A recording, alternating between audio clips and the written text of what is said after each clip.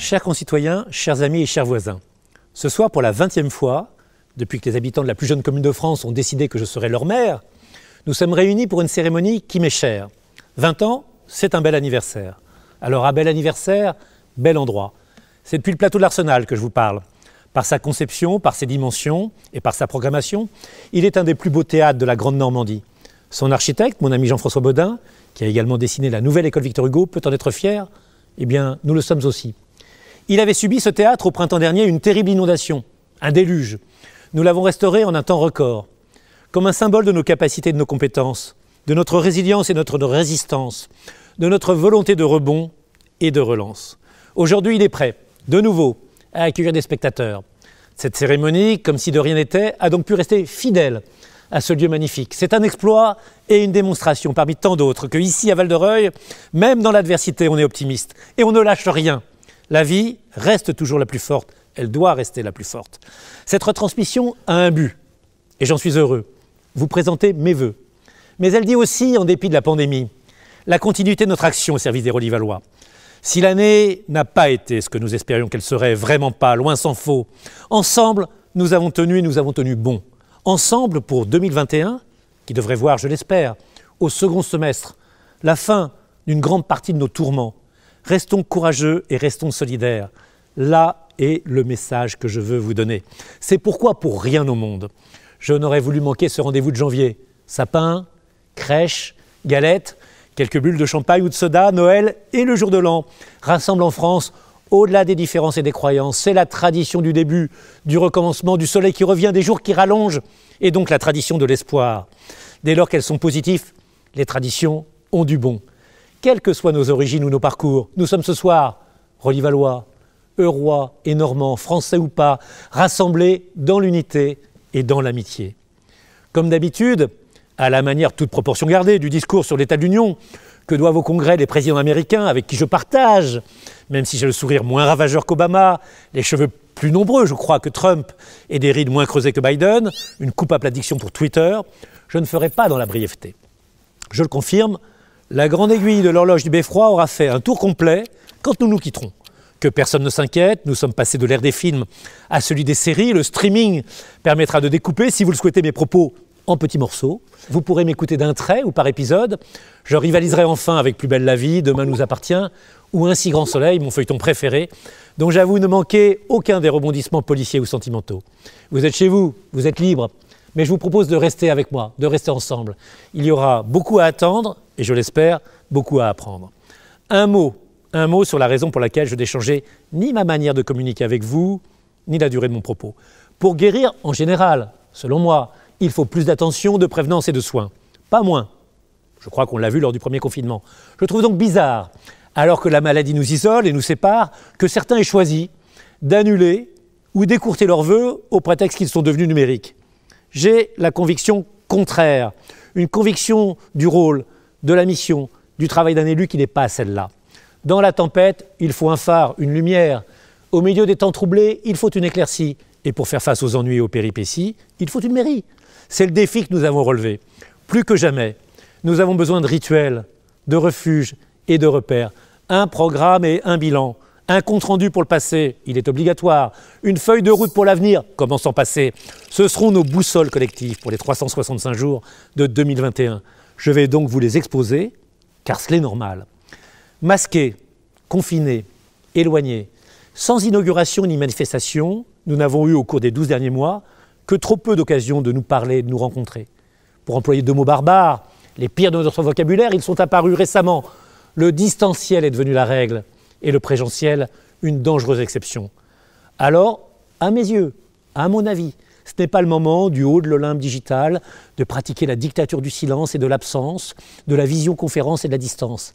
Après que les complotistes, les cintrés, les cinglés ont envahi le Congrès des États-Unis à Washington, il faut chez nous, à mon avis toujours, éviter l'entre-soi des notables, le huis clos des assemblées, les délégués non élus, les budgets secrets, les présidents illégitimes, le pouvoir confisqué dans l'obscurité. Il y a des exemples de ces dérives, proches, connus, géographiquement palpables. Ce sont des gens qui ont fait d'autres choix. Ils se calfeutrent, ils se claquent mûrs, leurs noms viennent à l'esprit, hélas sans difficulté, je ne les nommerai pas. Il faut au contraire, de ce qu'ils font, privilégier le dialogue et la transparence, la proximité et la vérité. C'est mon honneur et c'est ma méthode. L'honnêteté morale et matérielle est parfois fatigante, usante pour ceux qui disent que les autres l'ont. Mais c'est pourtant une vertu cardinale pour un élu. Je regrette donc que nous n'ayons pas pu nous retrouver, ni au vu de la communauté éducative qui commençait cette séquence autrefois, ni à ceux des agents de la ville qui la fermaient, que nous ne soyons pas assis sur ces gradins tous ensemble, habitants, soignants et enseignants, caissières et livreurs, entrepreneurs et commerçants, salariés et fonctionnaires, j'ai été fonctionnaire, policiers et pompiers, gardiens de la pénitentiaire, moniteurs de l'Épide, ouvriers et ingénieurs du bassin des Carènes ou ce qu'on soit, l'héritier du porte-avions Charles de Gaulle, le chef de l'État l'a dit, associatifs et professions libérales, agents de l'État, agents de la ville, agents du département, agents de la région ou agents de l'agglomération, représentants des pouvoirs constitués, collègues élus, fournisseurs et partenaires de la ville, tous ceux qui, avec nous, avec vous, tiennent depuis un an la ligne de front face à l'épidémie. Je ne peux voir vos visages dans la pénombre rouge et noire de la salle, mais par centaines. Je vous imagine, car pour notre municipalité, aucun de ses habitants, pas un seul, parce qu'il est ou parce qu'il fait, n'est moins essentiel qu'un autre. Nous aimons notre ville et tous ses habitants, et j'espère que tous ses habitants aiment leur ville. Permettez-moi toutefois d'avoir quelques mots plus particuliers pour certains. Sur cette scène, avec toute mon amitié pour Jean-Claude Bourbeau, et dans le souvenir de ma mère qui était comédienne, l'une des leurs, je veux adresser un salut à l'éphéméride, au Conservatoire de musique et de danse, à Beaugeste, à la Maison de la Poésie, au Cinéma des Arcades, à la MJA, qui marchait si bien, et l'étendre aux comédiens et aux danseurs, aux musiciens et aux techniciens désespérés, comme tous les artistes, de ne pas travailler. Je veux encourager nos clubs sportifs, empêcher de s'entraîner et de pratiquer leur discipline, à tout le moins obligés de jouer à huis clos, comme notre club de football le fera contre Caen ce week-end. Je dis ma solidarité aux équipes de Biotropica, piliers de la fréquentation d'une base de loisirs, qui vient d'ailleurs, c'est une information, de vendre pour quelques dizaines de milliers d'euros son golf au propriétaire, le hasard fait toujours bien des choses, de celui du Vaudreuil. Et à côté de ce théâtre, aux équipes touchées elles aussi d'animania, qui ne peuvent plus accueillir leurs visiteurs. Je sais ce que vivent les cafetiers, les restaurateurs, cher Léo, cher Cédric, condamnés au rideau baissé, et qui souffrent terriblement, les cinémas et les salles de sport, dont les portes sont fermées, et je sais qu'ils ne se relèveront pas tous. Enfin, en pensant, comme tous les parents, à mes deux dernières filles, de 20 et de 24 ans. Je songe à tous ces jeunes à qui, depuis un an, à l'âge des apprentissages et des débuts, celui des études et des sorties, des amours et des amis, nous n'avons rien de mieux à offrir que la précarité, l'incertitude et l'enfermement. De boulot en télétravail, en stages annulés, de cours en vidéo, en université fermée, de loisirs disparus en logements qu'ils ne peuvent plus payer, ils ont le moral à zéro. Certains demandent que le RSA leur soit ouvert. Même si ce n'est que pour la durée de la crise, je suis plus que d'accord. Ce serait une très bonne mesure. Lenteur de la vaccination, ampleur des contaminations et irruption du variant anglais, je crains que ces contraintes ne s'imposent encore à nous pour les 6 prochains mois et que peut-être nous ayons encore à subir le durcissement des règles du confinement. Au moins 6 mois. Au centre de vaccination qui s'est ouvert à Louviers, on ne peut faire que 600 injections par semaine, quand il faudrait en réaliser près de 15 000 pour immuniser les 7 400 plus de 75 ans que compte l'agglomération, sans parler même des personnes à risque ou fragiles. Cela prendra donc, au rythme actuel, 25 semaines. C'est scandaleux. Mais qui proteste? Qui réagit? Qui est responsable? Tout comme les industries cosmétiques ont toutes produit du gel hydroalcoolique en mars dernier, il aurait fallu mobiliser cet été les usines pharmaceutiques, toutes les usines pharmaceutiques, pour qu'elles produisent le vaccin de Pfizer et de Moderna. C'est un effort que Sanofi, à défaut de le réaliser, aurait pu proposer. Nous en avons convenu d'ailleurs avec les représentants de la CGT et de la CFDT que j'ai reçus mardi dernier pour dénoncer la dureté de la politique d'intérim et de salaire du géant pharmaceutique français. Sujet qui n'a d'ailleurs pas semblé passionner M. Ruffin, que moi je qualifie d'idiot utile de la Macronie, venu chercher chez nous les figurants pour plastronner devant les caméras des télévisions parisiennes et s'en repartir aussitôt sa déclaration faite. Dans ces conditions, en juin prochain, nous ne serons que 25 millions, au plus, à être immunisés ou vaccinés. Un tiers de la population dans 6 mois, quand Israël et les Émirats arabes unis ont déjà protégé autant en 6 semaines. Quand Joe Biden a annoncé, il y a 3 jours, que 100 millions d'Américains seraient vaccinés en 100 jours. Existe-t-il toujours un État? Sommes-nous toujours une puissance moyenne? Ou bien sombrons-nous définitivement dans le déclin? Il faudra répondre à ces questions parce qu'elles sont importantes aux prochaines élections, dans 6 mois, puis dans 1 an. J'y jouerai mon rôle. Quoi qu'il en soit, pendant longtemps encore, il n'y aura pas d'autre rempart devant la maladie que les gestes barrières. Il reste, chers amis, la principale, la seule solution pour faire reculer l'épidémie. Je vous en supplie, respectons-les. Mais revenons à nos moutons. Je m'adresse à vous ce soir avec d'autant plus de plaisir que je vous dois des remerciements. Le 15 mars dernier, il y a une éternité, par votre vote aux élections municipales, vous m'avez fait confiance. À nouveau. Le 15 mars 2020, pour un 4e mandat, vous avez approuvé le bilan réel, efficace et sincère que je vous présentais. Celui de la Renaissance rodivalloise, celui de notre identité défendue et entendue, celui de notre ville incarnée, respectée, avec une dette diminuée, des impôts jamais augmentés en 20 ans, c'était une promesse, des tarifs municipaux gelés et qui le resteront tant que nous aurons des difficultés d'emploi, une attractivité retrouvée pour attirer les entreprises et les particuliers, des investissements sans cesse plus importants et des projets solides pour embellir la ville, améliorer nos conditions de vie, préparer l'avenir de nos enfants. C'est le carré magique sur lequel se construisent nos succès. Je l'ai toujours respecté, il fonctionne. Le 15 mars, vous avez fait de moi, pas uniquement en pourcentage, mais en nombre de voix, le maire le mieux élu de la communauté d'agglomération Seine-Nord. Je souris, le vainqueur par l'écart le plus large, face à un adversaire, de toutes les communes de Normandie, comptant plus de 10 000 habitants. Je vous en suis très reconnaissant. Mais ce qui me rend encore plus heureux, c'est qu'en dépit de circonstances difficiles, les circonstances difficiles dont nous avons parlé le 15 mars dernier, grâce à une parfaite organisation du scrutin, organisation sanitaire notamment, nous avons amélioré notre taux de participation quand il diminuait presque partout dans le pays. Autrefois, on montrait du doigt notre peu de civisme. Et voilà que nous sommes devenus un modèle de citoyenneté. Comme il y a peu de chances que les autres le fassent, ce n'est pas leur habitude, nous pouvons nous adresser des compliments mérités. Nous avons changé, nous nous sommes collectivement améliorés. C'est une réalité. Il est vrai que nous étions déjà les meilleurs à bien des titres, et que cela peut susciter, comme toujours avec Val-de-Reuil industriel, Val-de-Reuil scientifique, Val-de-Reuil artistique ou Val-de-Reuil architectural, voire parfois Val-de-Reuil politique, des aigreurs et des jalousies, je vous adresse ces compliments. Il y avait de bonnes raisons à cela. Il fallait montrer notre force et notre union à l'agglomération, au département, à la région. Défi lancé, pari tenu, objectif atteint. Il s'agissait également, en faisant barrage au Front National, au racisme et à la bêtise de ses idées, à l'incompétence et à l'intolérance de ses candidats, autant le dire, de protéger notre développement et notre vivre ensemble. Ils sont fragiles. La paix que vit notre collectivité, quelles que soient nos origines, nos races, nos générations, nos orientations politiques, religieuses ou sexuelles, est pour moi un objectif non négociable. Elle n'en reste pas moins, quand on regarde l'actualité du monde, cette paix, son instabilité et sa violence, un petit miracle. Il faut la préserver, il faut préserver ce miracle. C'est pourquoi, si je suis, vous le savez, partisan de l'alliance avec les écologistes et toutes les forces de gauche, sans la moindre exception, je milite, à chaque fois que cela est possible, pour un accord le plus large possible avec les modérés, avec toutes les femmes et les hommes de bonne volonté, qui se reconnaissent dans une république moderne, fraternelle, solidaire. Beaucoup de choses alors nous rapprochent. Je crois à l'effort, à l'égalité des chances et à la justice sociale. J'ai foi en l'école gratuite, laïque et obligatoire, celle de Samuel Paty, martyrisé par l'ignorance et le fanatisme. Je trouve normal que le travail, l'imagination, le talent, l'audace, l'intelligence, dans l'industrie, le sport, les inventions, les arts et la science, enrichissent certains. Mais une redistribution équilibrée doit en être la contrepartie. Depuis Crésus, je crois, on n'a jamais constaté le ruissellement spontané de l'argent sur les plus faibles, les plus vieux ou les plus pauvres.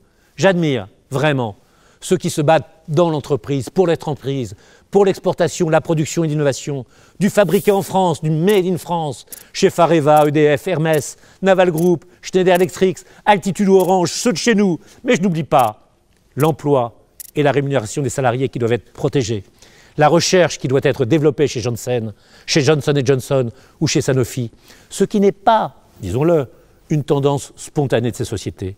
Il faut le rappeler fermement. Je vous assure que ce n'est pas totalement inutile. Je suis pour l'intégration, pratique la neutralité à l'égard de toutes les religions sans exception, ne reconnaît qu'une seule communauté, celle de la nation, et aime la France, son drapeau et sa constitution. Je ne retourne pas ma veste, je ne suis pas une girouette, ni un mou qui court les étiquettes. Je suis fidèle aux engagements de mes 20 ans. Et derrière son responsable départemental, mon talentueux ami, mon ami d'Évreux, Timur Véry, vous l'avez reconnu, je suis loyal avec mon parti, quand bien même ses orientations et son leadership actuel me font parfois douter. Je ne suis ni un extrémiste, ce n'est pas une amateur, ni un révolutionnaire, ni un conservateur, ni un totalitaire, mais un réformiste, tranquille, déterminé, partisan de la démocratie sociale et de l'harmonie environnementale que nous pratiquons ici réellement. Ce n'est pas un laboratoire, c'est notre expérience. Ce sont les valeurs que je défends et sur lesquelles j'espère évidemment être suivi par chacun d'entre vous. C'est pourquoi, avec Catherine Duvalet, notre première adjointe, et Jean-Jacques Coquelet, notre conseiller départemental, sans oublier ceux qui se sont retirés et dont les mérites sont grands, Claude, Anne-Marie, Eloucène, Pascal, Jean-Claude, j'ai conduit au printemps une liste rajeunie et renouvelée, une liste de large rassemblement, une liste où pouvaient se retrouver toutes celles et tous ceux qui veulent se battre ensemble pour affirmer les ambitions légitimes de Val-de-Reuil, ceux qui n'ont pas honte de sa réussite, qui veulent qu'elle se prolonge, qu'elle se partage au bénéfice de ses habitants d'abord, mais aussi, bien évidemment, de nos voisins, les Risiens, Pausiens, Valdéroliens. C'est notre credo. Vous l'avez plébiscité, nous ne nous étions pas rencontrés officiellement depuis ce moment. C'est pourquoi je suis et je reste, jour après jour, pour la sécurité, pour la propreté, pour l'entretien, pour la croissance de notre ville, votre ambassadeur et votre avocat, le maire de tous les Relis-Vallois, qu'il vote pour moi ou pas, qu'il m'apprécie ou pas, qu'il m'aime ou pas. Ce n'est pas la question, je suis à votre service. Je suis avec mes idées, toujours nombreuses, je vous rassure, avec mon enthousiasme, que j'essaye de maintenir inépuisable, avec l'autorité, il en faut, et la bienveillance, elle est nécessaire, à votre service. Que nul ne s'inquiète, cela ne changera pas pour les 6 prochaines années. Vous servir est mon devoir, j'écouterai chacun d'entre vous, jusqu'à l'unique représentant de la minorité d'extrême droite, M. William Thierry, dont la solitude du battu ne rend pas, je l'en connais bien volontiers, mais il est battu. Le travail facile, et qui devrait, peut-être, c'est un conseil, renoncer aux anathèmes, aux provocations et à l'ostracisme qu'il professe à l'égard d'une partie de notre population. C'est pourquoi, et c'est là l'essentiel, je veux, avec les adjoints et les conseillers municipaux qui m'aident au quotidien, qui forment mon équipe, avec notre directeur général des services, Julien Tristan, travailleur, compétent, avec tous les agents qui m'entourent de leurs compétences, vous présenter à vous, à vos proches, à nos 162 bébés de 2020, chiffre loin du baby-boom d'il y a 10 ans, à ceux que vous aimez, à ceux avec lesquels vous travaillez, vers vos projets, vers vos espoirs, mes vœux pour une année plus belle, pour une année plus douce, pour une année rassurante et prospère, pour une année meilleure que celle qui vient de s'achever. Meilleure parce que 2020 a été atroce. C'est un euphémisme quand on regarde comment la terrible épidémie continue de ravager la planète et quand on voit ceux qui en sont morts. Si la reine Elisabeth m'avait préempté l'expression en 1992 pour décrire les tragédies amoureuses et l'incendie de son château favori qui firent trembler la tribu des Windsor et que The Crown fait revivre sur Netflix, je qualifierais volontiers les 366 jours que nous venons de vivre d'annus horribilis. Alors oui, pour les miens, notamment les plus âgés de nos parents, pour mes enfants, à qui je n'ai à offrir, comme vous, aux vôtres, que couvre-feu et confinement, avec mon épouse Catherine, je partage vos inquiétudes, vos angoisses, vos craintes, mais je n'ai pas le droit de renoncer, de désespérer, de m'interroger. Jacques Chirac, qui n'était pas un philosophe patenté, ni un homme d'une grande sophistication obligatoirement, j'ai retenu de lui une phrase qu'il aimait prononcer. « Un chef, c'est fait pour cheffer ». Ce bon sens corrézien, radical et paysan, non dénué d'ironie et d'humour, n'est pas la plus mauvaise définition, à mes yeux, du métier de maire. Vous comprendrez dès lors que je profite de ce moment pour adresser d'amicales salutations à tous mes collègues, sans exception, quelle que soit leur étiquette, du département, mais plus spécialement à Yannick Léger, de Léry au nord, à Giorgio Loiseau, de Pau à l'est, et à Bernard Leroy du Vaudreuil au sud, dont les villages bénéficient de notre bonne santé économique et de notre calme urbain, de notre coopération administrative et de notre considération politique, de notre aide quotidienne, sportive, culturelle, sociale, et plus que tout, car c'est important, de notre amitié. Cette intercommunalité, elle est intelligente, ni lourde ni contrainte, mais volontaire et agile. Elle fonctionne déjà au conservatoire, à la gare, à la SI pour les personnes âgées, au lycée, au commissariat, à l'état civil, au stade. Nous devrions aller plus loin dans cette voie. J'aimerais tant, par exemple, que nous mettions sur pied, c'est pas si difficile. Une police locale plus nombreuse, partagée, plus forte, plus présente, ce serait au service de tout. Que nous puissions accueillir habitants et voisins au même tarif dans nos clubs et nos associations. Est-ce si difficile? Faisons-le ensemble. Je ne peux oublier enfin de saluer un ami, un proche, un voisin. Son épouse a longtemps travaillé chez nous, Didier Pied-Noël, valeureux échevin de la cité de la Batellerie, qui s'est retiré en mars dernier et qui subit encore les invraisemblables menaces de quelques hurluberlus, d'un carteron d'excités. C'est inacceptable. La République et la démocratie doivent être protégées, les maires aussi. Je l'ai dit, la vie doit continuer. Nous nous en sommes, à mon avis, donné les moyens. Depuis près d'un an, avec le conseil municipal, nous avons voulu, par notre solidité, notre présence, notre action, faire en sorte que vous gardiez espoir et confiance. Pas en nous, en vous. Nous vous avons protégés, profitant des réseaux que j'avais constitués dans un cadre plus professionnel. Val-de-Reuil n'a manqué de rien. Caméras thermiques à l'entrée des services publics et des établissements scolaires, gel, masques, nous avons des stocks et des réserves, car j'entends des rumeurs inquiétantes en France là-dessus. Un milliardaire chinois nous en a même fait livrer 100 000 masques de papier. Cette semaine, nous avons devant le variant anglais installé encore un matériel unique, un tunnel de décontamination que nous avons mis chez Auchan, grâce à l'aide d'une femme merveilleuse, Fatimata Khan, qui l'a importé pour nous. Considérant qu'il était anormal que vous deviez les acheter, puisque vous payez déjà à travers vos impôts le prix de la sécurité que nous vous devons, nous avons livré 45 000 masques tissus au Relais Valois. Doter les enfants gratuitement de masques à leur taille et leurs enseignants de masques transparents, équiper écoles, pompiers, policiers, bailleurs, médecins et beaucoup d'autres avec nos agents, dont je veux saluer l'esprit de responsabilité et le courage, en distinguant naturellement nos policiers, nos centres de jeunesse, nos services sociaux et régaliens, présents sur le terrain face aux administrés, avec les institutrices et les instituteurs qui ont été exceptionnels de dévouement à leur poste, avec les commerçants, eux aussi exemplaires, à leur manière, derrière leur présidente et le bureau de leur association, qui ont travaillé main dans la main avec les élus Fadila Benamara, Dominique Legault, Nabil Goul. Nous avons organisé la permanence de la vie communale. Les écoles, en liaison, c'est normal, avec les inspecteurs de circonscription, je salue M. Le Chanonny, et d'académie, les services municipaux, les commerçants, grands ou petits, ont été dotés lors des 2 confinements de barrières, d'affiches, d'autocollants pour rationaliser les files d'attente et le nombre de personnes dans chaque local, leur permettant de travailler sans panique ni danger et garantissant votre protection avec d'ailleurs votre coopération.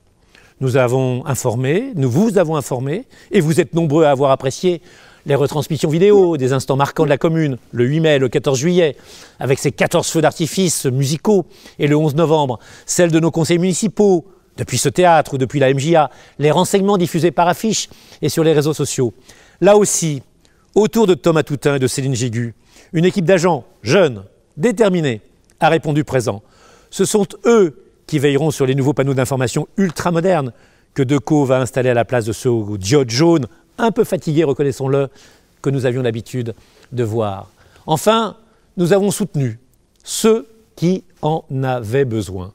Je pense aux familles les plus fragiles, qui ne trouvaient plus l'appui de la cantine ou des centres de jeunesse et qui ont reçu une aide matérielle. Je pense à nos anciens, avec lesquels mes collègues ont organisé une performance téléphonique, encore en ce moment, pour qu'ils puissent être vaccinés, et à qui nous avons livré des masques avant de leur porter il y a quelques jours 1500 colis de Noël, aux commerçants à qui nous avions fourni un soutien financier pour soulager leur trésorerie et pour qui nous avons créé la plateforme de e-commerce VDR Market, sur laquelle je vous conseille, pour faciliter vos courses et acheter local, d'aller. Et puisque nous parlons digital, nous vous avions, je m'en souviens, lors des dernières élections, promis une transition numérique tournée vers la simplicité d'utilisation, l'efficacité des solutions, l'utilité pour vous, citoyennes et citoyens. Nous avons accéléré le rythme de cette transformation durant la crise sanitaire. La fibre, tant attendue, si attendue, très attendue, arrive cette année dans tous les quartiers. Ouf! Il y a assez de trous dans tous les trottoirs pour le constater. Pour vous faire accomplir, bénéficier d'économies de forfait et obtenir, ce qui est important également quand on travaille ou quand on veut se relier à quelqu'un, des liaisons plus qualitatives, une vingtaine de bornes Wi-Fi gratuites ont été installées sur les espaces publics de la commune voici un mois. Je ne crois pas qu'il y ait beaucoup de villes dans lesquelles on ait fait cela en Normandie. Nos circuits financiers sont désormais entièrement dématérialisés, de même que notre relation au contrôle de légalité. le contrôle du préfet si on veut simplifier. Les distributions de masques ou de colis au domicile de nos aînés se sont organisées autour d'applications automatisées depuis un smartphone et sécurisées avec l'appui de start-up spécialisées et j'ajouterais performantes. Des commandes importantes ont été effectuées pour permettre à nos écoliers, à nos collégiens d'être dotés en ordinateurs portables sur lesquels on ne peut plus travailler aujourd'hui pour leur garantir le bon suivi de leur scolarité. Tout est toujours trop lent en matière d'Internet, mais c'est une révolution qui s'accomplit chez nous et je peux vous assurer qu'elle s'accomplit rapidement. Le catalogue de la médiathèque, vous l'aimez cette médiathèque, est désormais numérisé, équipé d'un vrai portail d'information dédié à la lecture, aux audiolivres ainsi qu'à la musique et aux films, aux CD et aux DVD pour faire simple. Cela est fait pour que vous vous y abonniez, mais aussi pour que vous soyez informés des acquisitions, des nouveautés. Notre cyberbase, officiellement labellisée telle qu'elle, va pour être plus accessible, déménager du conservatoire vers l'ancien café de la Rotonde que nous avons racheté. Je crois que pour la tranquillité publique, ce ne sera pas plus mal.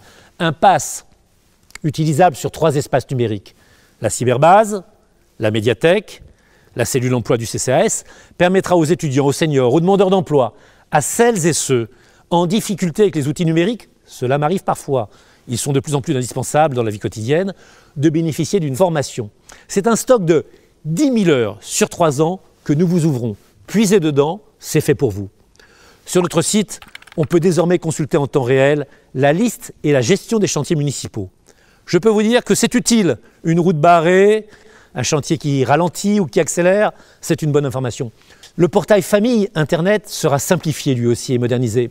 Pour vous donner un meilleur accès à nos services et rendre plus simple, c'est important, la facturation, ce n'est jamais agréable, le paiement pas plus, mais les inscriptions aux différentes activités proposées aux jeunes de la commune. Les rendez-vous pour la délivrance de cartes d'identité et de passeport, nous en avons besoin.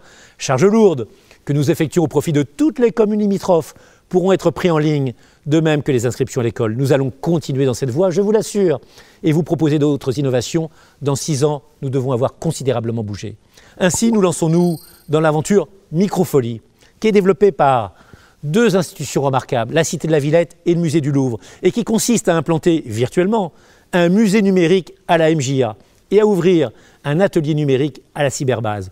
Pour le 40e anniversaire de la création de notre commune, puisque nous y arrivons, nous travaillons actuellement à la réalisation d'une mémoire numérique de notre ville, si jeune et déjà si riche d'histoire. Enfin, pour être vraiment dans l'actualité, nécessité faisant loi, nous ferons contre mauvaise fortune bon cœur. L'édition 2021 de notre Forum de l'Emploi sera digitalisée. J'en ai passé commande au service. Je compte bien qu'il réussisse. Vous le voyez, nous n'avons pas à rougir de ce que nous avons fait pendant les 12 derniers mois. Cela explique sans doute, même si la rentrée de septembre fut dure, et nous l'avons senti au nombre de fonctionnaires ou d'élus malades ou cas contacts. Cela explique pourquoi Val-de-Reuil a été relativement épargné par la Covid-19. Je touche du bois, souhaitons que cela continue. Mais tenir ou maintenir ne suffit pas. Virus ou pas, une ville nouvelle n'a pas le droit de s'arrêter. Nous débutons donc cette année avec le plus gros budget de notre jeune histoire. 65 millions d'euros, autant que certaines villes de 50 000 habitants. Val-de-Reuil va bénéficier au cours des 5 prochaines années d'un niveau d'investissement comme il n'en avait plus connu depuis sa fondation, lorsque la ville était pupille de la nation, filleule des 30 Glorieuses, enfant de Georges Pompidou. Ce sont 140 millions d'euros que la mairie est allée chercher, non pas dans les poches des habitants, j'en aurais honte, mais auprès de l'ANRU, au titre de la politique de la ville, pour que les quartiers de précarité, nous en sommes, puissent mieux vivre. Seuls 200 dossiers de notre pays, 200 villes ont eu cette chance. Nos voisins lovériens ont candidaté, je crois, mais n'ont pas été retenus. L'exploit est encore plus remarquable lorsqu'on se souvient, je m'en souviens bien, que c'est la 3e fois en 20 ans que nous recevons de l'Agence nationale de renouvellement urbain, un soutien aussi décisif. Je salue son président Olivier Klein, qui est le maire de Clichy et qui est un ami. La première étape, avec 35 millions d'euros, nous la devions à Laurent Fabius et à Claude Barthelone. Nous sommes remis sur de bons rails grâce à cette subvention. La seconde, grâce à Jean-Louis Borloo, dont je n'oublie pas la visite à Val-de-Reuil, avec 100 millions d'euros, a permis de métamorphoser notre ville. Pour cette 3e étape, l'État, les bailleurs sociaux, la Caisse des dépôts et dans une moindre mesure certaines collectivités locales ont accepté de se fédérer, de se réunir autour de nous pour devenir nos partenaires et participer ici à un véritable plan de relance. On en parle tous, monsieur le maire en parle, un plan de relance Relly-Valois. Nous le devons à l'intelligence et à la qualité, je le crois, des dossiers que nous avons présentés et qu'on peut consulter d'ailleurs à la Maison des projets sur la dalle. Nous le devons aussi à nos choix politiques. La municipalité a décidé de n'avoir que 3 priorités. Les écoles, La réparation-modernisation, car l'entretien est aussi important que la création et l'ANRU. Pas de place chez nous pour la gloriole, le dispendieux, ou même pour refaire une mairie, ce que je peux regretter, une mairie digne de ce nom, dans ce plan de bataille qui veut lutter contre la pauvreté et la précarité. Alors oui, les chantiers se multiplieront en 2021, mais ils seront, c'est le mot maître, le mot principal, ils seront utiles. Au nord de la ville, les écoles primaires et maternelles, Victor Hugo, c'est ainsi qu'elles s'appelleront, entourées d'un parc qui abritera aussi le nouveau centre de loisirs des Cerfs-Volants, gardons ce nom, ouvriront en 2023 pour un montant d'un peu plus de 13 millions d'euros, beaucoup pour une école, nécessaire pour l'éducation. L'établissement démarrera dès son ouverture avec des classes dédoublées, plus faciles pour l'apprentissage, et des pédagogies innovantes permises par un bâtiment adapté aux usages du numérique. L'ancienne école des Cerfs-Volants sera détruite et remplacée par un parc paysager au pied de la rue du Pas des Heures. Ce ne sera pas plus mal. Une nouvelle piste cyclable sur 2 km sera aménagée entre la nouvelle école et le rond-point de la Voie Blanche, permettant aux écoliers, avec les bicyclettes de la Vélothèque que nous possédons et que l'agglomération a participé à constituer, d'aller vers la forêt par un chemin agréable et sécurisé. Je vous l'annonce parce que cela ne sera pas simple, pas facile. Il y aura des protestations, je le comprends. Ce projet s'accompagnera d'une refonte progressive de la carte scolaire pour avoir dans toutes nos écoles, et c'est important, vous le comprenez, des effectifs équivalents et une mixité sociale garante de l'égalité des chances. Si nous ne le faisions pas, on fermerait des classes à Val-de-Reuil. On en a créé, il y en a plus que 100 actuellement. Après les cours rénovés du squash, passons au sport, l'inauguration du terrain de foot synthétique et le sol neuf du gymnase Alphonse Allais, une métamorphose en termes de luminosité, je peux vous l'assurer, les handballeurs viennent de l'inaugurer. Avant le déménagement du skatepark qui avait été placé, je le reconnais, trop près des habitations de la chaussée de Ritterhood, erreur qu'il faut réparer bien volontiers. Avant la réfection de la piste d'athlétisme du stade Jesse Owens, aux meilleurs standards technologiques pour accueillir des équipes étrangères, de Paris 2024, je l'espère, ce qui impliquera d'ailleurs l'arrosage automatique. Et enfin, après 40 ans de mâts vides, l'éclairage du stade d'honneur, pour le basket, pour les sports de combat, le complexe Léo Lagrange, sous la houlette des architectes américains talentueux James Coway et japonais Hirokazu Moritani, sera terminé à la fin 2021, dans quelques mois. Avec un budget de près de 12 millions d'euros, le projet intègre un dojo, une salle dédiée aux sports de combat et une salle omnisport munie de gradins. En 2020, vous avez pu assister à la construction de l'imposante charpente en bois massif qui donne une idée de la taille future du bâtiment et de sa beauté. En 2021, son intégration dans le paysage du quartier se fera aisément grâce à un bardage de bois et au parc paysager dont tout le monde profitera. Écrin de verdure et lieu de convivialité tout autour. L'ancien gymnase devrait être détruit, sauf si nous pouvons le réaffecter, et nous avons peut-être quelques idées. Rendez-vous au vœu 2022. Là aussi, un avertissement à mes propres services, avertissement aimable et agréable, de manière générale. À chaque fois que nous réalisons l'isolation ou la rénovation intérieure d'un équipement majeur, il faut que nous veillions à la modernisation et à l'esthétique de son enveloppe extérieure. Il faut que nous en donnions aux Relis-Valois, qui passent devant mais ne rentrent pas dedans. C'est un souci du décor urbain que nous n'avons pas toujours. Gymnase Alphonse Allais, parfait dedans, dehors, il y a des progrès. Terrain de squash indoor, remarquable à l'intérieur, il y a du laisser-aller à l'extérieur. Conservatoire de musique et de danse, remarquable endroit, triste façade. Il faut que nous travaillions ensemble à rendre ces lieux plus attractifs, plus beaux, plus simplement agréables à regarder. Les aménagements par l'immobilière Basse-Seine des immeubles de la rue du Lierre terminés, c'est la rue elle-même que nous allons réhabiliter et résidentialiser avant l'été, comme nous le ferons des parties privées des rues Pierre Première et Traversière, ou des toits, plus novateurs, des garages des rues Pays et Beauvoisin qui vont devenir des jardins suspendus sur lesquels passeront des drailles, des sentiers rivières, comme dans les Pyrénées. Très beau projet. Il prévoit la reprise totale de l'étanchéité de la dalle, sa mise aux normes PMR, c'est absolument indispensable, et sa végétalisation pour lutter contre le développement des îlots de chaleur, et donc, à notre manière, localement, contre le réchauffement du globe. Alors, qu'elle fête ses 50 ans, nous garantirons la pérennité de l'aménagement urbain de la dalle, de ses artères, pour les 50 années à venir. Je crois que c'est important. Quand on y est propriétaire, cela comptera. L'ensemble se fera sur une proposition de Johan Gallo, du cabinet Espace Libre, chargé également du réaménagement de nouvelles importantes, du rond-point du monument Mémoire et Paix, là où ont lieu nos fêtes patriotiques, autour d'un dessin nouveau, parsemé de rochers blancs et de gazon vert, et celui du fantôme, sur lequel j'espère que va s'ériger dans pas très longtemps une sculpture du plasticien Relis-Valois, Romain Réveillac, qui est bourré de talent. En 2022 suivra, et j'en ai vu les esquisses par le cabinet Ulysse et l'architecte Ludovic Charamont, la rénovation des bâtiments de la Place aux Jeunes, de ceux de la rue Grande et ceux du chemin Coulis. Ils formeront, autour de la mairie, un amphithéâtre paysager autour de son esplanade, vers laquelle on descendra depuis la médiathèque et la piscine grâce à un escalier de verdure, tandis que l'on détruira les immeubles situés de part et d'autre de la chaussée de Léry, à hauteur de l'école des Dominos, qui, moins enclavée, plus ouverte, sera précédée d'un très beau, très vert, très agréable parviscoire pour les parents qui attendent, pour les enfants qui arrivent. L'esplanade de la mairie, ce quartier tout entier, sera transformé dans 2 ans, c'est important. IBS devrait également construire 40 nouveaux logements répartis en 4 petits immeubles, T2 et studio le long de la chaussée des Berges, devant les services techniques et la boulangerie de Thierry. Ce n'est pas tout de réparer, de moderniser, de remplacer. Il faut aussi créer. Toujours en partenariat avec le groupe 3F et la Basse-Seine, dont j'ai rencontré très agréablement les dirigeants nationaux la semaine dernière à Val-de-Reuil, où ils étaient venus pour voir nos résultats, nous travaillons à une opération plus complexe. Il s'agit de la déconstruction, dès lors que tous les habitants auront été relogés, de la totalité du quartier du Mail, entre l'avenue des Falaises et la voie de la Découverte. Malgré le contexte sanitaire qui n'arrangeait rien, plus de la moitié des locataires a déménagé cette année, laissant derrière eux des logements vétustes et énergivores. Ça, disons la vérité, n'avait pas réellement entretenu. Pour les remplacer, nous devrions à partir de 2023 construire sur le quartier du Mail, sur la cour des Mousquetaires, de la Lance et du Feu, une quarantaine de pavillons qui auront disparu, une quarantaine de pavillons en accession à la propriété, et reconstruire en centre-ville, face à la mairie, sur les parcelles libérées, là où il y avait autrefois l'agence Eurhabitat, 3 petits collectifs. Pour financer cette opération, nous cherchons une solution, avec le cabinet de mon ami, la ministre du Logement, Emmanuelle Wargon, et les services de la préfecture. C'est compliqué, mais n'est-ce pas encore plus beau quand c'est difficile? Emmanuelle Wargon connaît la ville, son père, Lionel Stoléru, avait donné à nos lycéens il y a quelques années une très belle conférence d'économie.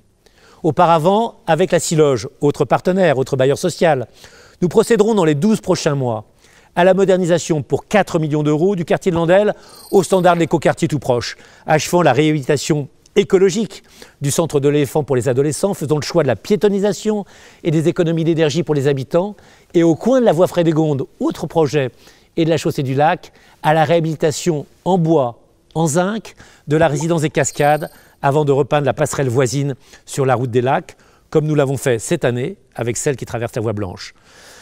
Résidence des Cascades, passerelle refaite, je vous assure que là aussi c'est un quartier qui aura un coup de jeune et un coup de beau. Le foyer Stéphanais ne demeurera pas en reste, puisqu'il a à son agenda 3 opérations majeures. La réhabilitation des immeubles qui bordent la place au temps libre, la modernisation du quartier du Parc et la construction, là aussi, en accession à la propriété d'une trentaine de maisons le long de la route de Louviers, entre CFA et École Coluche. Réparation, réhabilitation, modernisation, construction, tout doit aller ensemble. On doit penser avec l'ensemble des outils à notre disposition. C'est ce que nous faisons pour vous. Ce sont, à travers les actions de ces 2 bailleurs, fidèles à Val-de-Reuil, 274 logements qui, pour la seule année 2020, au nord et au sud de la ville, seront mieux isolés, mieux aérés, plus économes en énergie, insérés dans un cadre paysager requalifié, invitant à favoriser des déplacements cyclistes ou piétonniers. La transition numérique est en marche, la transition écologique est en marche aussi. Elle ne s'arrêtera pas chez nous. Notre volonté de verdir la ville ne faiblira pas, que ceux qui imaginent que nous allons revenir en arrière se découragent, qu'ils se trompent. Ça ne se fera pas. Les paysages aussi vieillissent et se démodent. Nous allons, comme l'année dernière, comme chaque année dorénavant, planter 2 ou 3 centaines de très beaux arbres dans la ville, ce qu'on appelle des sujets majeurs. Une réalisation importante en sera l'illustration. Il s'agit de l'aménagement et de la promenade des Tilleuls dans toute sa longueur, de la plaine de jeux et des jardins familiaux jusqu'à l'école Louise Michel et au terrain de sport du Parc Sud. 4,4 millions seront consacrés à ces 1,5 km. Plus d'1 million par kilomètre, c'est le moins que l'on puisse dire, puisque c'est 1,5 million par 500 mètres. À ces 1,5 km qui relient le nord et le sud de la ville. Cela permettra, après ceux de l'église, rénovés, fleuris, embellis, et ceux de la crèche du Pivolet, plus pratiques, plus sûrs, plus agréables, qui ont été superbement refaits, de traiter le parvis du gymnase Alphonse Allais, de bien entourer le parc du nouveau complexe Léo Lagrange, de créer un parvis paysager devant l'école des Dominos, et surtout, de métamorphoser le jardin des animaux fantastiques en parc central, j'allais dire en Central Park. Un parc central clôturé, agréable, accueillant, fleuri, arborée. Et je vois déjà, c'est un rêve, depuis les fenêtres de la mairie, des couples venant de se marier, d'être mariés par mois, allant s'y faire photographier, plutôt que d'aller dans des communes voisines trouver des parcs qui seront moins beaux. La flotte automobile, c'est un point important. Nous sommes dans une région qui en construit. La flotte automobile de la mairie sera composée de véhicules électriques ou hybrides. Et nous ouvrirons avec l'agglomération plusieurs kilomètres de pistes cyclables neuves entre la voie Blanche et Léry, le long de la route de Louviers. Autant vous dire que les liaisons douces, les déplacements tranquilles, les mobilités tranquilles seront favorisées à Val-de-Reuil. Augmentation de la part de produits issus de l'agriculture biologique dans les cantines, diminution et gestion durable de nos déchets, réduction de l'éclairage nocturne pour aider à la vie animale, donc de nos consommations d'énergie. C'est la lettre de mission que j'ai donnée à quelqu'un de nouveau que vous ne connaissez pas, la responsable de l'environnement de la ville.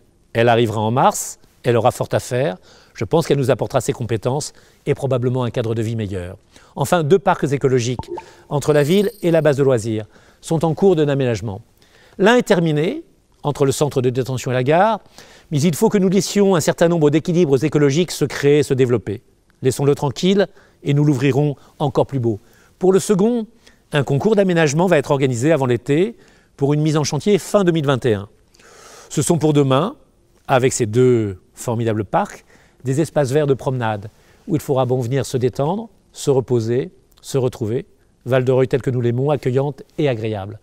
Je compte sur mes collègues Stéphanie Rousselin, Tania Gut et Anne-Cécile Vincent pour que nous ne faiblissions pas en chemin sur la route de l'écologie et de l'environnement. J'espère qu'elles apprécieront la station de recharge des véhicules à hydrogène qui sort de terre en ce moment sur l'avenue des Métiers, au rond-point des Clouets en bordure des parkings et des restaurants, Ionity, qui appartient aux constructeurs automobiles un peu allemands, BMW, Mercedes, Audi et Porsche, mais qui a été mandaté par l'Union européenne, dirigée par une Allemande également, pour en déployer le réseau, va installer une des plus grandes stations de recharge électrique à haute puissance de France, pour permettre aux propriétaires de véhicules propres de les recharger en 30 minutes avec un système de paiement ultramoderne, de les recharger et donc de rouler sans développer de carbone sur notre commune. Ce sont les énergies de demain qui prennent pied sur notre territoire. Là aussi, cette avancée, elle deviendra une généralité. Ces projets n'auraient qu'un bénéfice écologique limité. Parlons un peu politique. Si le projet de contournement est de Rouen devait se concrétiser. Depuis le désengagement annoncé par le président de la métropole de Rouen, Nicolas Maillé-Rossignol, et le refus du département, ils n'ont pourtant pas la même orientation politique, le département de l'Eure, de débourser le moindre euro pour la financer, l'équilibre budgétaire du projet est compromis. Nos avocats, les mêmes que ceux qui continuent de batailler pour obtenir la réouverture de PMF, profitent de ces brèches. Ils s'y sont introduits et ont introduit également une nouvelle requête devant le Conseil d'État pour que la forêt de bord, ce lieu de promenade, ce lieu naturel, ce lieu préservé, ne se transforme pas en ceinture de béton comme certains en ont manifestement l'envie. Après l'installation du RERS, après l'ouverture de la maison des projets, après le rachat de la rotonde, dont personne ne regrette la clientèle passée, la mutation de la rue Grande en allée de service public et parapublic se poursuit. Plus une case de vide, ou presque. J'ai d'ailleurs un projet pour la dernière, qui est avec des instituteurs de l'école des Dominos, un projet de café associatif qui s'appelle La Laverie, juste en face de la MJA, nous y serons très bien. Mais nous étions engagés à ce que toutes ces cases soient occupées. Nous sommes en train de réaliser cette promesse. Plus une case de vide ou presque, je l'ai dit.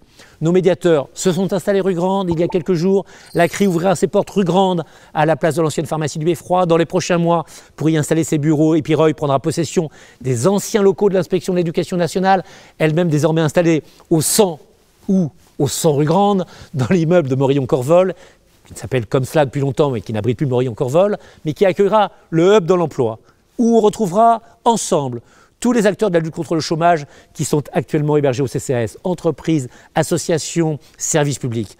Nous avons malheureusement 1700 chômeurs. Ils ont besoin, pour trouver un emploi ou une formation, qu'il y ait un endroit visible et compréhensible pour se retrouver et être formés. La maison des jeunes et des associations sera elle aussi rénovée et étendue. Pourquoi ? Pour y accueillir le guichet unique des associations qui facilitera le travail de tous les bénévoles et permettra à notre vie associative d'être plus forte encore. Enfin, il était temps, je crois. Le rez-de-chaussée de la mairie, pour lequel vous m'interrogiez en me demandant pourquoi, alors que tout est rénové, il ne l'était pas, sera amélioré pour que les conditions d'accueil des usagers et de travail des agents, elles aussi, s'améliorent.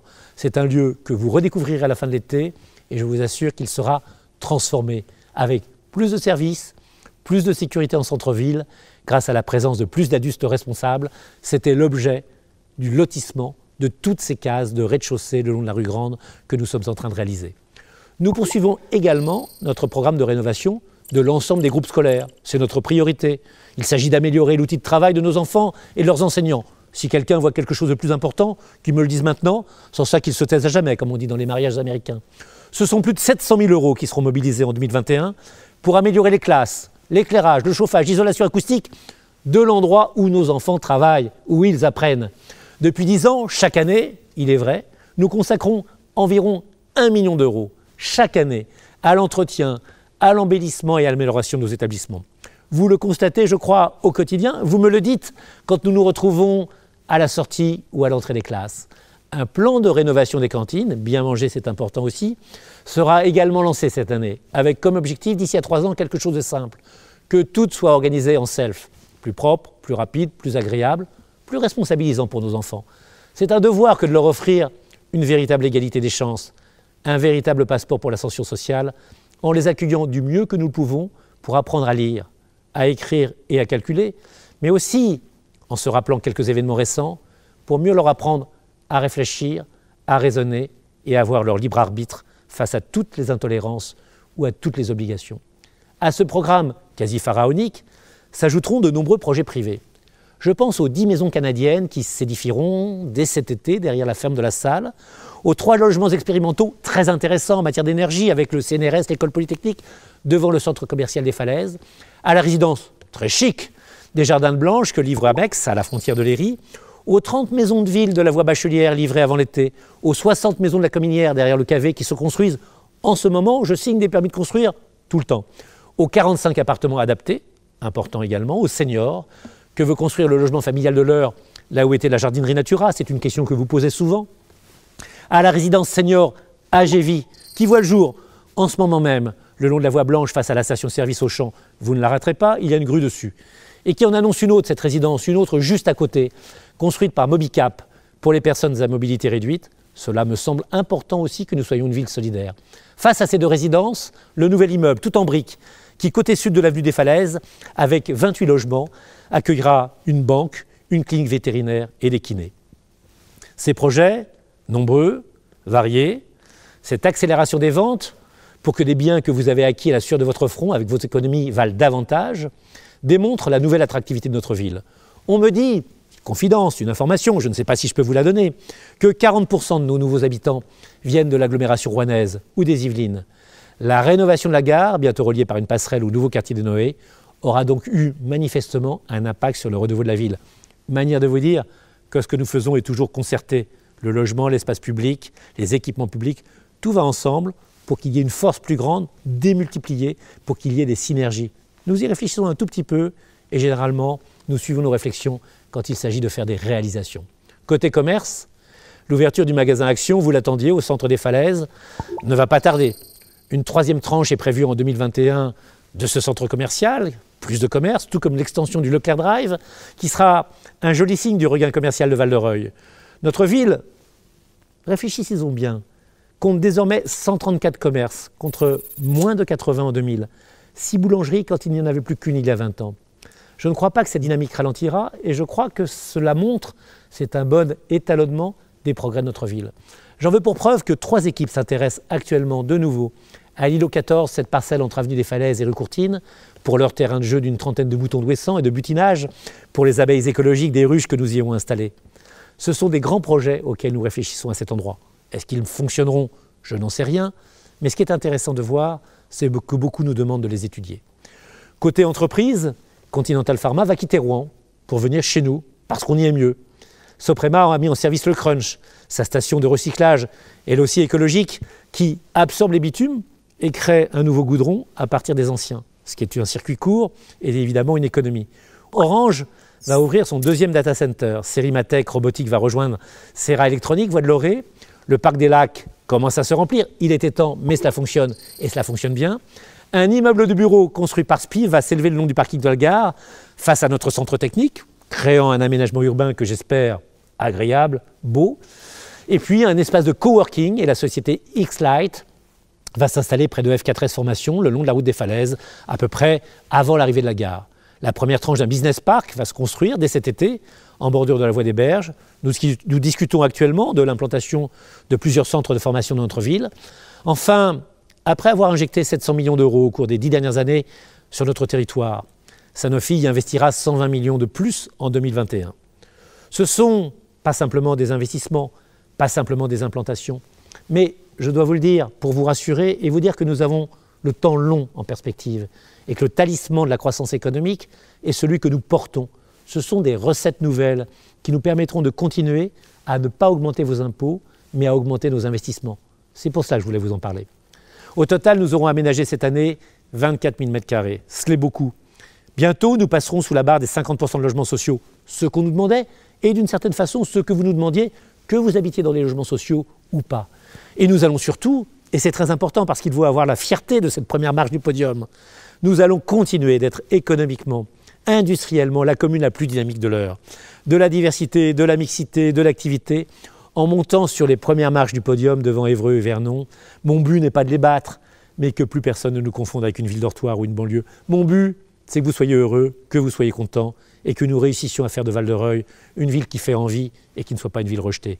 S'il faut dire néanmoins ce qui fait encore problème, après avoir énoncé ce qui trouvait solution, plusieurs points demeurent en suspens. Je veux les aborder avec vous franchement, en transparence, réellement. Vous les connaissez, je les connais. Parlons-en. Si l'on veut rester dans l'univers de l'urbanisme, les questions des copropriétés et des friches continuent de me préoccuper. Alors, un point. Celle du collège PMF. Il va falloir se résoudre à le déconstruire. Même si on construit un nouveau collège un jour, il ne sera pas sur ce terrain, car le bâtiment a évidemment vieilli à ne pas être occupé.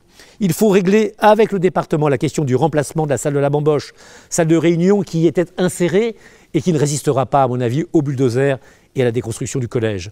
Nous pourrions, c'est une idée, je vais la soumettre au département, l'installer au domaine des Sablons, près d'un de nos 3 clubs d'équitation. Ce serait une salle où, après un mariage, pour un anniversaire ou une fête, on pourrait se retrouver. La friche ne l'hésite pas. Une bonne nouvelle, mais je la prends avec prudence. Le propriétaire nous a présenté un intéressant projet. Voici 10 jours, associé au groupe de promotion Réalité, groupe sérieux dont j'ai vu les réalisations, et que nous avons confié, en attendant, n'hésite pas, pour éviter les squats, aux bourlingueurs. Cette troupe de jeunes Rouennais, habiles, qui organise chaque début en septembre le festival de l'Île du Roi. Une occupation provisoire, un projet à long terme. Je vois, sur n'hésite pas, je l'espère en tout cas, une éclaircie se produire. La copropriété de la Garancière. Je le dis à chacun, on se tourne vers la mairie. Mais on ne s'en sortira pas si les propriétaires ne mettent pas la main au portefeuille. Il faut qu'ils payent leurs charges, il faut qu'ils entretiennent ce qui est une propriété privée. La galerie Vivaldi, autre préoccupation, elle n'est pas assez entretenue. Et donc la ville immobilise actuellement une équipe de vigiles privés pour y assurer la sécurité, chasser ceux qui vendent des produits qui me semblent toujours illicites. Nous allons devoir procéder à des travaux en la nettoyant, en y repeignant des éléments, en y installant des caméras de surveillance nombreuses, en remplaçant les luminaires et en favorisant surtout un autre projet. Je souhaiterais que la ressourcerie, qui est actuellement au centre commercial des Falaises, s'y installe, elle y a sa place. Les réalités politiques, ou plutôt politiciennes, sont également des obstacles qu'il faut pour chaque dossier Olivallois surmonter. On ne pourrait pas en parler, les cacher, les mettre sous le tapis. Soyons francs, soyons clairs. Il est facile de faire le compte de nos amis et de nos ennemis parmi les collectivités publiques tout au long des méandres de la Seine et des méandres de leur esprit. Au titre des alliés, solides, fiable, bienveillant, l'État. Avec ses moyens et ses limites, sa puissance et sa pesanteur, sa grandeur un peu passée mais sa force toujours présente. Il est indiscutablement le premier supporter de la ville, ne nous trompons pas. Avec le gouvernement, si nous n'en partageons pas les orientations, que j'estime de droite, nous parlons souvent le même langage sur les dossiers. Sérieux, chiffré, objectif, c'est celui des cabinets ministériels et des administrations centrales. Nous en avons besoin pour faire aboutir un grand nombre de nos demandes. Et nous ne sommes pas les plus mal placés et ils nous écoutent. Localement, le préfet Jérôme Filippini, dans la lignée de ses grands prédécesseurs, c'est un magistrat de la Cour des comptes, nous apporte son aide juste, précieuse, constante. Je crois qu'il est conscient que l'État qui a créé notre ville ne peut honorablement, l'adverbe est celui que j'ai choisi, honorablement, lui tourner le dos aujourd'hui. La sous-préfète de l'arrondissement, Virginie Sénérouquier, est une femme droite, dynamique, sympathique, qui n'agit qu'en fonction de l'intérêt général et trouve d'innombrables dossiers pour le défendre en notre compagnie. Préfet Filippini, Madame la sous-préfète, je vous remercie. Vous savez qu'on dit parfois que dans une ville, il faut qu'il y ait un bon notaire, un bon curé, un bon médecin. J'ajoute également de bons partenaires, ce n'est pas plus mal. On dit parfois même un bon proviseur également, et je salue celui du lycée Marc Bloch. C'est avec le soutien de tous ces gens que, compensant le départ de la trésorerie, s'ouvriront à Val-de-Reuil cette année une maison France Service au CCS. Qu'est-ce que ce sera? Ce sera un lieu de référence pour obtenir de l'administration, les administrations publiques, grâce à 2 agents rémunérés par l'État, un renseignement de premier niveau sur les impôts, sur la sécurité sociale, sur une question d'administration. Nous allons également avoir une des 20 cités de l'emploi expérimentées en France, et je le dis, le problème social est important à Val-de-Reuil. Elle fera l'armature du futur hub de l'emploi du 100 rue Grande. Et enfin, nous avons été élus pour être une cité éducative, juste récompense, juste médaille des efforts des plus de 100 instituteurs et des plus de 100 professeurs qui sont sur la ville. Outre les réalisations que je viens de citer, la préfecture ne détourne jamais la tête lorsqu'il s'agit d'épauler un projet Rolivallois du contrat de ville, de financer la modernisation énergétique de nos bâtiments, de récupérer des garages vides pour y installer une cuisine associative ou une vélothèque, dans le cadre du programme où nous avons été encore primés, ils sont nombreux, programme qui s'appelle En Rue Plus, ou de nous aider à assumer le coût du dédoublement des classes de nos écoles élémentaires, mesure qu'on doit saluer, et s'il y avait quelque chose à retenir de ce gouvernement qui nous dirige depuis 5 ans, ce serait cette mesure. Avec la métropole de Rouen, depuis qu'elle est présidée par Nicolas Maillé-Rossignol, avec lequel j'avais fait campagne pour les régionales, nous avions 400 000 voix de retard, nous étions remontés à 4 000 voix de retard, presque. M. Morin nous aurait laissé 2 jours, que nous l'aurions battu avec plaisir. Avec Nicolas Maillé-Rossignol, les sujets d'entente ne manquent pas. Ils nous permettront, j'en suis certain, d'avancer. Et déjà, sur les Hauts-Prés, un projet écologique se monte. En revanche, parlons-en, il faut que vous soyez tenus au courant. Le silence de la région, son absence du terrain, la futilité, légèreté, appelons cela comme on veut, de son président, politicien madré, ancien, toujours impeccablement coiffé, je le reconnais, accaparé un peu par les chevaux normands, beaucoup attiré par les salons parisiens, tout cela a peine à masquer un système organisé au profit de ses seuls vassaux politiques. Ce clientélisme sans génie, mais bien rodé, bien huilé, exclut régulièrement la 4e commune de l'Eure du radar des programmes menés par la collectivité régionale exilée à Caen. En 6 ans, M. Morin, qui est venu à la périphérie de la ville, n'a jamais mis les pieds dans notre mairie. Étrange, bizarre, ne serait-ce qu'au titre de la courtoisie et de la bienséance. Je vous assure, mon cher Morin, que j'ai dit bizarre.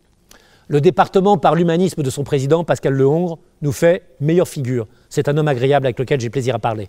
Mais là aussi, notre relation souffre d'un trop vilain penchant. Celui qui, à la droite, a privilégié ses amis du château de Gisors, du château des Andelys, évidemment de la principauté de Vernon, auquel se rajoute pour faire bon poids Passy et le très conservateur sud de l'Eure. L'opposition de gauche, limitée, divisée, pèse peu au conseil départemental. Elle ne peut rien y changer. Il est des réalités et des rapports de force qui paraissent incontournables. Mais a-t-on, c'est une question que je pose, consacrer une énergie suffisante pour les surmonter? Je suis certain qu'aux prochaines élections, qui seront intéressantes, au département et à la région, de bons candidats, de bonnes alliances et de bons projets, s'ils rassemblent la gauche et les écologistes, peuvent conduire à la victoire une majorité plus juste, plus moderne, plus efficace. Il sera temps alors de demander la réouverture du collège Pierre Mendès France, qui dans notre canton est le premier des engagements que devront prendre les candidats au département. Ce sera la condition sine qua non. Le vrai scandale, il est à nos portes. Il s'agit de l'agglomération, avec l'obésité de laquelle nous devons cohabiter. On sait ce que j'en pense, on sait ce que je pense de cet établissement public. En politique, comme en menuiserie, l'aggloméré par rapport au massif, en règle générale, ça ne vaut pas grand-chose. Politiquement, l'intercommunalité est de facto irresponsable, car en lieu et place des 110 000 habitants qu'elle prétend gérer, elle n'a de compte à rendre qu'à la poignée de maires alliés du bon monsieur le roi et aux quelques électeurs qui, faute d'alternative, depuis des lustres, reconduisent à la mairie du Vaudreuil cet héritier d'industriel label. C'est un peu court. Démocratiquement, il est illégitime, car se moquant déjà des 40% du corps électoral qui, dans les faits, ne sont pas autorisés à y siéger, il refuse de reconnaître à sa maigre opposition les droits élémentaires qui compenseraient une sous-représentation automatique de la gauche qu'implique le poids des petites communes généralement de droite. C'est anormal. Sociologiquement, il est absurde cet établissement, car ne faisant une juste place ni aux femmes, ni aux jeunes, ni à la diversité dans son assemblée, pire encore dans ses instances. Il offre un portrait de notre territoire blanc, masculin, inactif et âgé, tel qu'il devait exister au temps de Flaubert et de Maupassant, peut-être des Vikings et de Château-Gaillard. C'est un peu ringard. Moralement, il est par rapport à Val-de-Reuil, ça va chalet, disons le mot, d'une incroyable inéquité. Ayant pris le pouvoir à Louviers, désormais nourri comme le veau sous la mer, la droite pourrait conserver la majorité, sans laquelle l'orientation politique de l'intercommunalité changerait. Sans Louviers, pas d'intercommunalité de droite.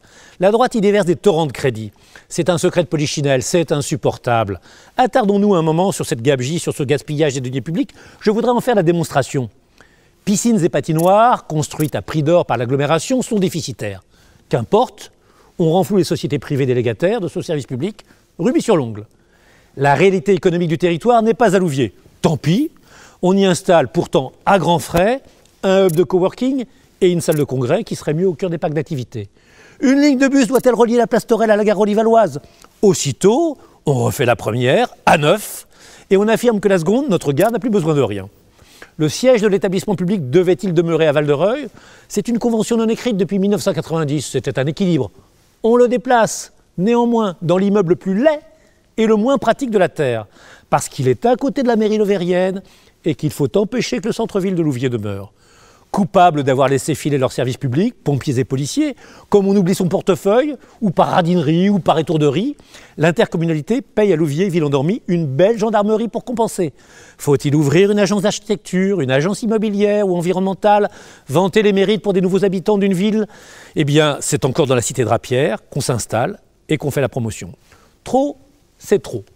Devant cette réalité, on a raison de s'indigner. On a raison de se révolter. Je le fais régulièrement, ne décrochant chez mes interlocuteurs que quelques bâillements polis, pas toujours, en guise de réponse. On pense que j'agis par dépit, alors que je proteste par déontologie. Je suis donc passé à une autre tactique, il le faut. Elle consiste à demander régulièrement aux hiérarques de l'établissement public intercommunal ce qu'ils ont fait de concret, de vrai, de réel depuis 20 ans pour la ville la plus pauvre de Normandie. La liste, très bien. La gare SNCF. Ils ont refusé de participer à son financement, laissé à la région, laissé à la ville, ne consentant qu'à l'agrandissement du parking et uniquement à la condition que la ville l'éclaire et le sécurise à ses frais, des contribuables relivallois. Le stade Jesse Owens, ils n'y ont pas mis un sou, pas plus que sur le terrain synthétique, pas plus que sur les parkings qu'ils devaient refaire. Les complexes Léo Lagrange et Bernard Lacoste, 2% de l'opération pour le premier, rien pour le second. La rénovation de notre piscine, puisqu'on en construit rien de rien. Pourtant, 50% des usagers de ces équipements viennent de l'agglomération. Si ce n'est pour nous, du moins pour ceux qui leur font confiance, même pas. Le théâtre, celui où nous sommes, le théâtre qu'ils fréquentent assidûment, et ils ont raison, ils lui ont tourné le dos.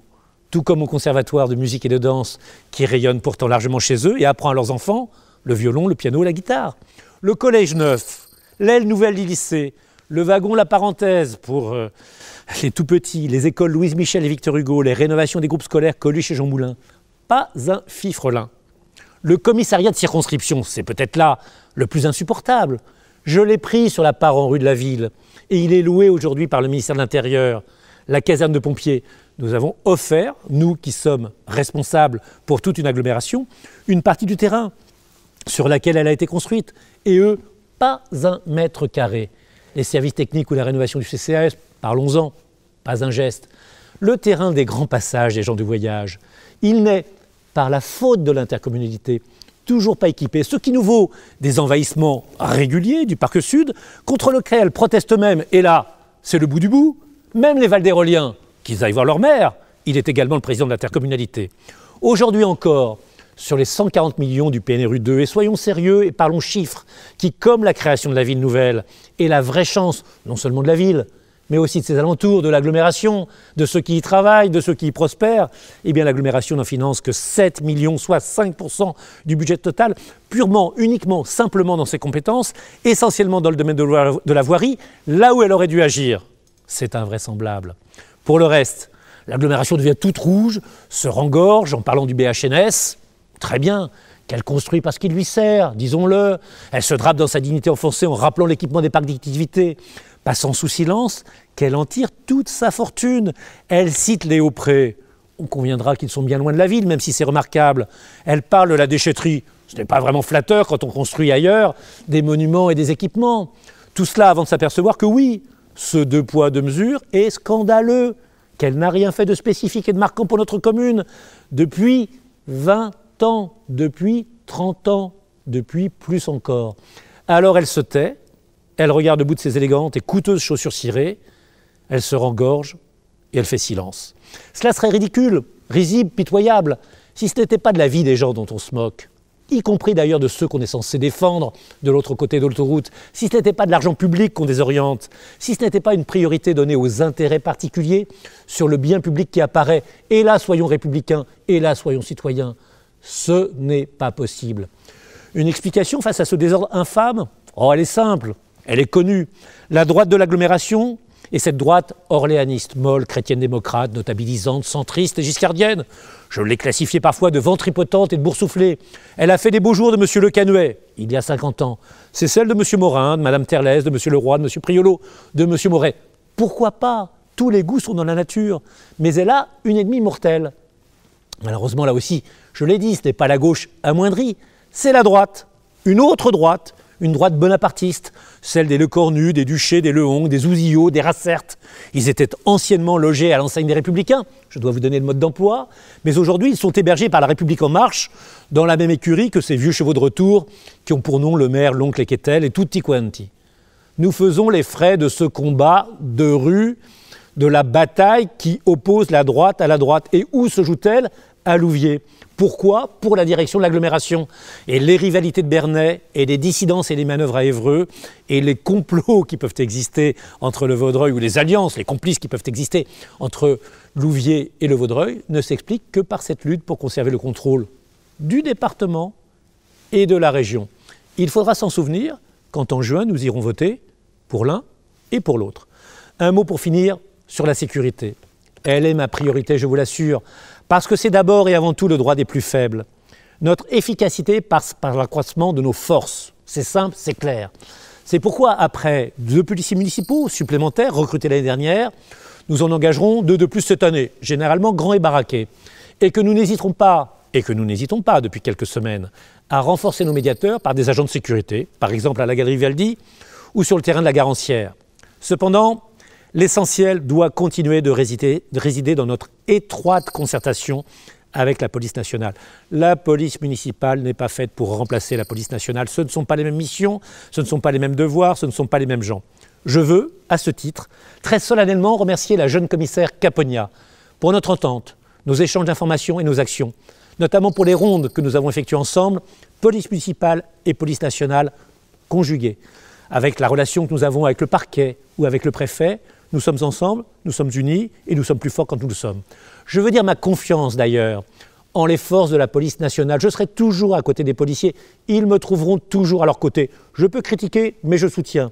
Il peut nous arriver d'avoir, comme dans la vie, des divergences d'appréciation. Par exemple, à propos du nombre, de l'âge et de la dangerosité véritable des petits groupes d'adolescents, du petit groupe d'adolescents qui vient tester les défenses du commissariat.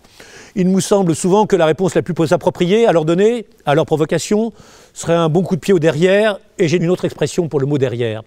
Mais je sais aussi que trop souvent, la justice ne les suit pas, ou pas assez, qu'on retrouve en liberté des gens qu'on a arrêtés 24 heures avant, que les politiques locaux, pas moi, qui leur apportent un soutien ponctuel, les oublient, aussitôt les micro-partis, qu'ils manquent de gradés, de spécialistes, d'OPJ, que leurs syndicats ne sont pas entendus. C'est pourquoi j'ai saisi Gérald Darmanin, qui m'a, je dois le reconnaître, écouté. Je ne suis pas d'accord avec lui, mais je le remercie. Je me suis rendu seul à des réunions de travail Place Beauvau, où je n'ai pas vu ceux qui, ici, paradent, avec son cabinet. J'ai d'ailleurs invité le ministre de l'Intérieur à venir constater sur place la situation. Nous avons trouvé 2 premières solutions, ensemble. Nous avons obtenu 2 premiers résultats, avec l'arrivée promise de 15 policiers, dont 10 viendront à Val-de-Reuil à leur sortie de l'école, accompagnés de quelques OPJ. C'est un dossier sur lequel, je vous l'assure, je veillerai, et tant qu'il ne sera pas réglé, je n'arrêterai pas d'embêter la terre entière pour que vous soyez mieux protégés et davantage entourés de la sécurité que vous voulez et à laquelle vous avez parfaitement droit. Je vous le promets. Transition écologique, renouvellement urbain, révolution numérique, investissement industriel, il n'est pas une direction à Val-de-Reuil dans laquelle nous ne progressions pas. Nous ne faisons aucune impasse pour favoriser ce que j'ai appelé la renaissance relivalloise. Soyons-en fiers. Chers amis, chers concitoyens, chers Relivallois, nous n'avons pas connu de guerre sur notre territoire depuis 75 ans, depuis 1945. Pas de conflit majeur depuis 60 ans. Et c'est une armée de métier qui, au prix de lourds sacrifices, nous défend au Niger et au Mali. Je veux d'ailleurs rendre hommage à ces femmes et à ces hommes remarquables qui risquent leur vie. et parfois payent de leur vie notre sécurité. En revanche, nous avons connu des épidémies de sida, de SARS, de H1N1, de MERS. Je ne sais si c'est désormais notre destin, mais ces crises se reproduisent tous les 10 ans au fur et à mesure que des virus apparaissent, qu'ils soient nouveaux ou qu'ils ressurgissent. Doit-on se lamenter? Doit-on invoquer la fatalité, s'asseoir par terre, ne rien faire, ne gémir? Non, ce sont des crises, ce sont nos crises, ainsi que nos parents en ont connu, parfois de plus dures, et que nos enfants, hélas, en connaîtront, je ne le souhaite pas, sur notre bonne vieille terre, tant qu'elle restera notre bonne vieille terre. Alors ne baissons pas les bras, relevons nos manches et faisons face. Je vous souhaite une meilleure année, une très belle année. Vive Val-de-Reuil, vive la République et vive la France. À tous, courage et fraternité.